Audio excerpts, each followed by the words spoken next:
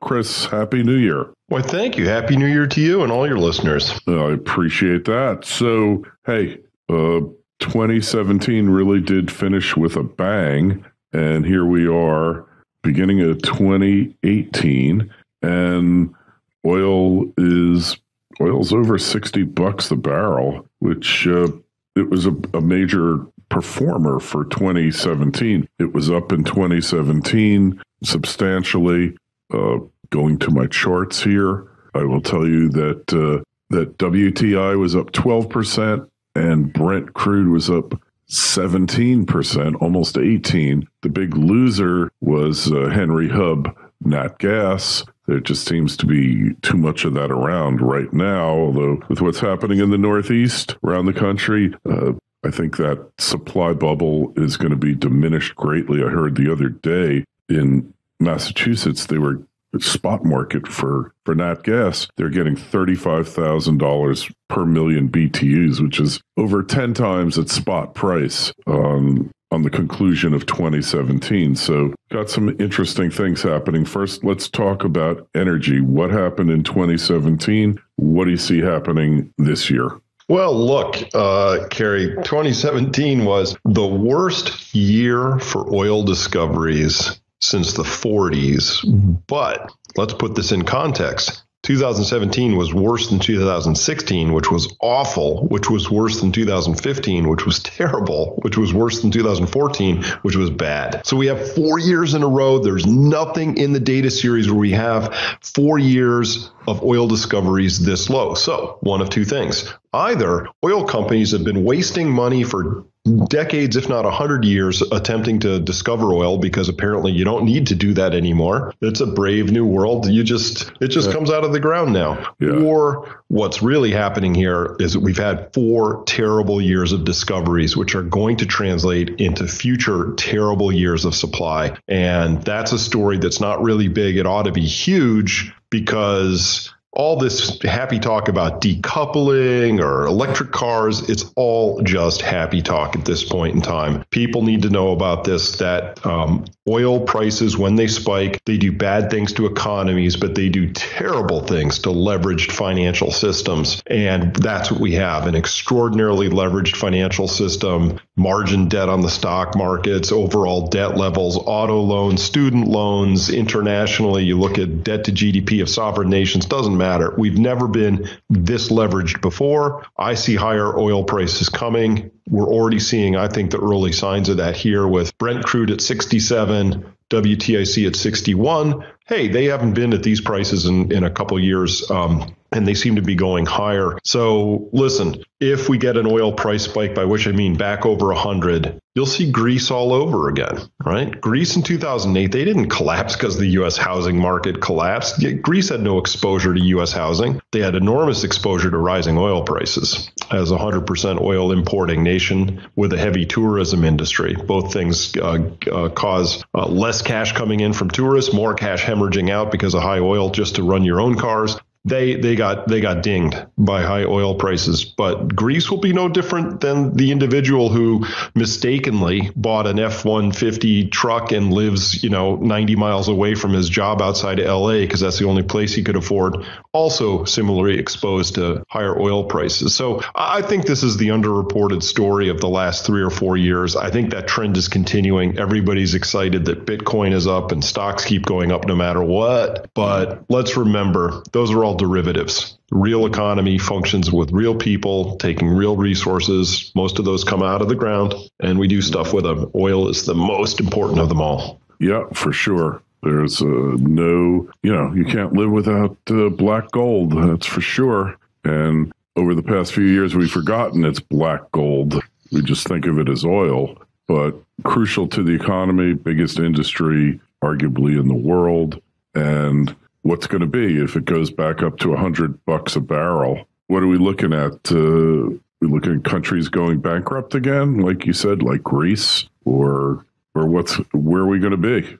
Yeah, every marginal entity, which I would include junk-rated companies, people on the lower end of the socioeconomic spectrum, weak countries, whatever they happen to be, they're the ones who get impacted first. They're the ones who are barely hanging on by their fingernails. All their disposable income is already spoken for in whatever fashion, and oil becomes a tax. And so if you suddenly had no extra bucks to spare and suddenly you have to spend 10% more of your disposable income on gasoline or diesel, which are non-negotiable items for most of these entities, right? You know, Greece doesn't suddenly say, you know what, we'll just take in half the oil and save money. Doesn't work that way. And so what you would expect to see is trouble at the margins. So that's what we would expect to see. But with these levels of indebtedness, you know, Kerry, the theme is that the central bankers have blown the most massive bubbles everywhere. We saw it in a $450 million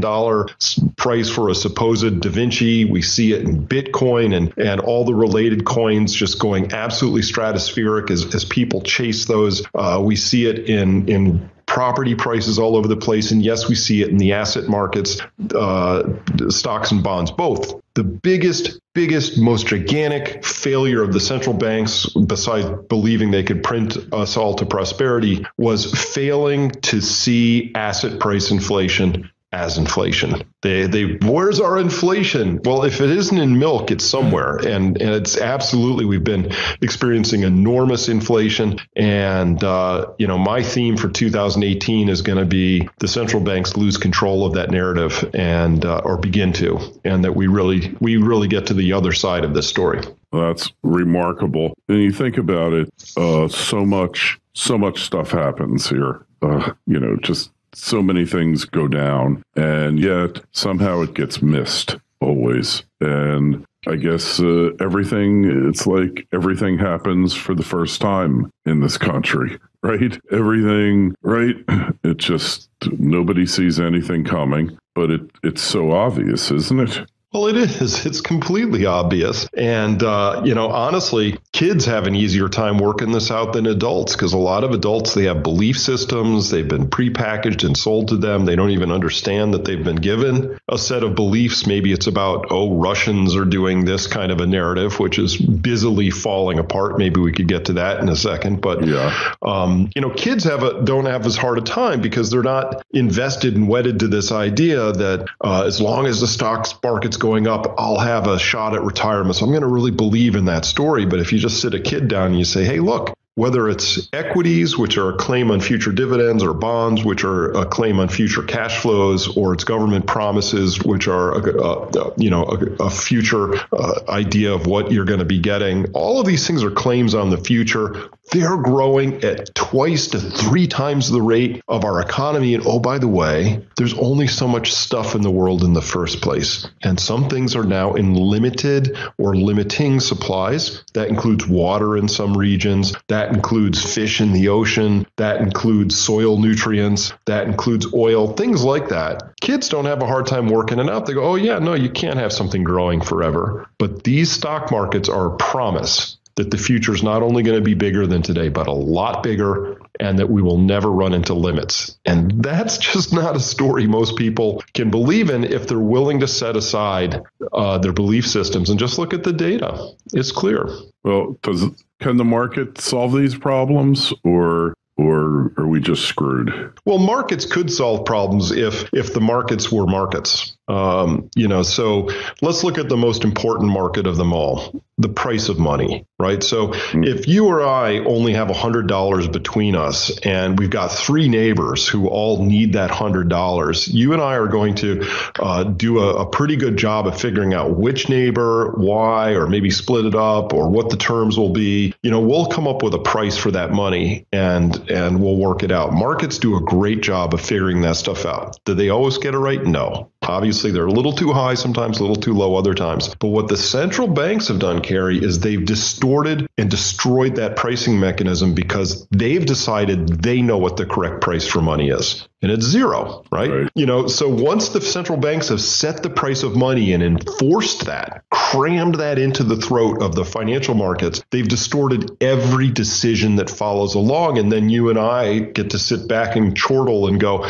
well, isn't that odd that European junk debt is now trading with a yield of under 2, less than U.S. 10-year treasuries? What sane market comes along and says, you know what, those really crappy Euro companies deserve to pay less for money than people who are lending it to the U.S. government for 10 years? That makes sense. No, that doesn't make sense. But that's just one example of, like, by the time things are that distorted, Kerry, that people are paying, giving money to junk-rated companies in Europe for less than 2%. You can imagine how many other distorted investment decisions have been made and how many other units of capital have been betrayed into hopeless enterprises, and so this is an old story. We've been here before, but once your central banks have taken it upon themselves to destroy the pricing mechanism by setting the price for money again at an unnatural level, it's very difficult to predict all the ways that will sort of bubble out into bizarre things that we might call, Bitcoin, or we might call, U.S. equity markets, whatever. But what we can say for sure is that with a broken pricing mechanism, mistakes are made. And bad decisions are come to, because garbage in, garbage out, bad price for money. Don't know how you're going to make a correct decision going forward. And in some cases, people don't have any choice. You're a sovereign wealth manager for Norway, and you have to put 60-40, bonds to stocks, and you got cash and you got to put it into bonds, and they have to be in Europe because that's how your rules are written. You can be the most intelligent person in the world and still be forced to make a bad decision and end up putting part of your sovereign wealth fund into European junk debt because you have to. Yeah, I guess what choice is there? So it sounds like there's going to be a collapse or something resembling a collapse. What's going to happen here? How are we going to know it's happening? Well, for now, we're in this, a still expansive bubble stage. Central banks are still printing emergency levels of money. The European Central Bank has made noises about reducing their balance sheet expansion, but it's not in the data. They're still expanding it at as fast as they ever have. So when we have collectively over 140 billion a month of fresh thin air money, mostly courtesy of Japan and Europe, flowing into the markets, you're going to continue to see these weird pricing behaviors. Things just shooting up no matter what. But you use the word collapse, and I think it's appropriate here because what we really have is a huge, gigantic debt bubble. It's extraordinary. And the central banks are deadly afraid of allowing that to begin to deflate. They don't know what to do. So they're still expanding. Don't listen to their words. Watch their actions. Somebody can tell you how pious and upright and everything they are, but if they're continually stealing money from you, maybe you should trust the action. So the central bank's actions say, we're scared. We want to keep inflating these markets. Fingers crossed, double fingers crossed, wish upon a star. They need global economic growth to come roaring back to save their bacon in this story. But guess what? Every time we start to get actual growth, the price of oil shoots up, and the next thing you know, it crimps that same growth. So we're just at a story where too much debt, too few resources, too many promises. You can't make that equation work out. So guess what? We're just at that diluted stage where everybody's kind of hoping against hope this works out. If it doesn't, guess what? That's when, the tide goes out. We find out who's swimming naked. We discover that lending money at 2% to European junk-rated companies was a bad idea. And all that money is already betrayed and it's lost. So really, in the next part where you say collapse, that's really just a function of people suddenly discovering where they've made really bad decisions. And it's not like that's recoverable. That money's gone. And so the question is, how do we figure out who's going to eat those losses and where do those losses really sit? So central banks printing like crazy, hoping against hope that somehow this all works out. But if it doesn't, we go down a route where we discover lots of losses have yet to be realized. Hey, so what about the political situation? What impact is that going to have on all of this?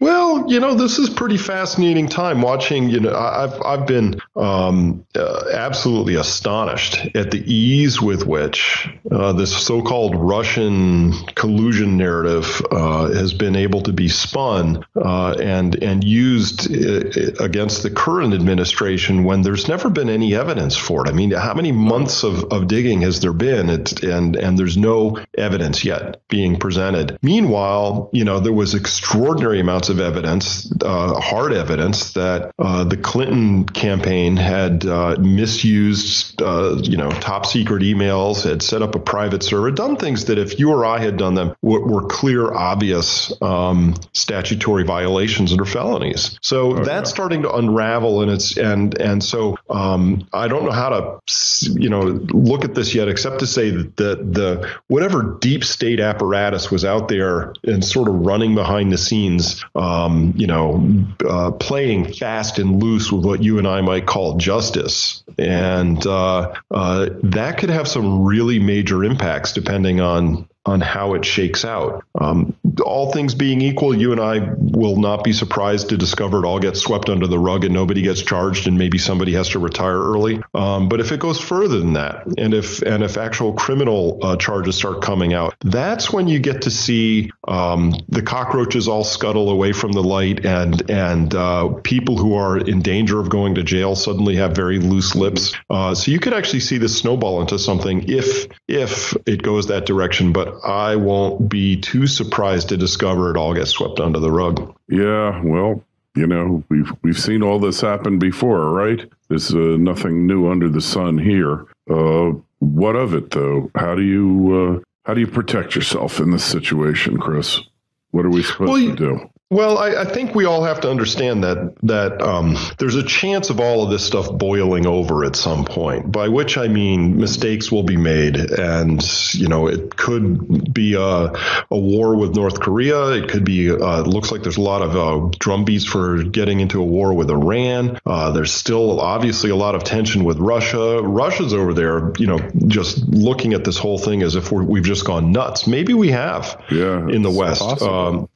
So at any rate, being nutty and being in highly unconscious behaviors and getting into this sort of blame and game and lots of emotions and all of this and that, those are where mistakes get made. So I think the way people protect themselves is understand that we are as close to a World War I situation as I can find, meaning nobody can quite explain why the tensions exist or what'll happen. And if it resolves in war, that's where all sorts of things break down very, very suddenly. So you need to be prepared for the idea that things could break suddenly. Our markets, I have to use air quotes, Kerry, when I say markets, they're not markets anymore. They're run by computer algorithms. It's almost entirely computer trading. It's an ecosystem of software packages all sort of competing against each other that are violently fast, and they will all work fine as long as everything's stable. But something like war or a major political upheaval or something that can come along would create an unstable market, and these computer systems will just disappear and take their bids with them. So we could see very, very fast market declines or gyrations or increased volatility that would shut markets down. So my advice to people is have a lot of cash on hand. Make sure you're prepared. Understand what you really need to be resilient. This is not a time to be super aggressive in going into debt or borrowing or levering up or all that stuff. Save your cash. And the best advice I gave anybody over this holiday was just don't buy anything, just stop. Don't buy anything unnecessary in particular. So I think this is a time for people to understand just how quickly things can change. And I don't, whether this starts tonight or it doesn't start for 5 years, when I'm looking at just the oil data alone, I see shortfalls starting around the year 2020. And the only asterisk in this story is unless a really great global recession / depression comes along to kill demand first, we're going to run into an oil supply shortfall because we haven't discovered it. It means we won't be pumping it in 5 to 7 years. Yeah. So that's coming. That'll be an oil price spike. That will shred a bunch of financial markets. How bad and ugly that gets, nobody knows at this point. But I'm looking for another financial accident / recession that will be worse than 2008, only because everything is so much larger and more grotesquely distorted now than then. Well, that's for sure. I mean, what have we done in the past 10 years? We've just kicked all the cans down the road, and the road is running out. Well, yeah, and shame on the central bankers for using the markets as signaling devices to tell everybody everything's okay, which shortfall, and shame on the people for not seeing through that, I guess, too. But for a lot of people, rising markets say everything's okay. There's really nothing to worry about, and it really short circuits the harder conversations we actually need to have, and all of that. So I think the central banks have made extraordinary mistakes. I am on record as saying I think they should be held accountable. I think they knew better. It's absolutely stomach churning to me to see Janet Yellen come out and say, "Oh, we don't know why the wealth gap exists. It's troubling." No, it's not troubling. It's the outcome of your policy decisions. You created it and you did it on purpose. And so the damage that's coming was all done because the central banks purposely tried a binary experiment, but I wish binary makes it sound even, Stephen, black or white, 50-50. Their binary experiment was either the marble on the roulette table lands on this little green square or we're screwed, right? And that's really where I think we're at. It was like a wholly, wildly inappropriate, poorly conceived attempt to get out from the consequences of their prior bad decisions. 2008, Kerry, that's where it went bad. We should have sat back. We should have let Citi go tits up. We should have let JP Morgan go down. Goldman Sachs should have gone out of business. All the bondholders and equity holders in those companies ought to have taken massive losses. We should have said, yeah, do your due diligence. Better luck next time. Do not invest with criminal organizations. Right. And it would have been bad, but we would have been on the recovery side. Now it's so stretched. I'm really worried that this isn't we lose a couple key institutions. Yeah. This time the social fabric gets shredded and maybe we lose geopolitical cohesion. That's what I worry about.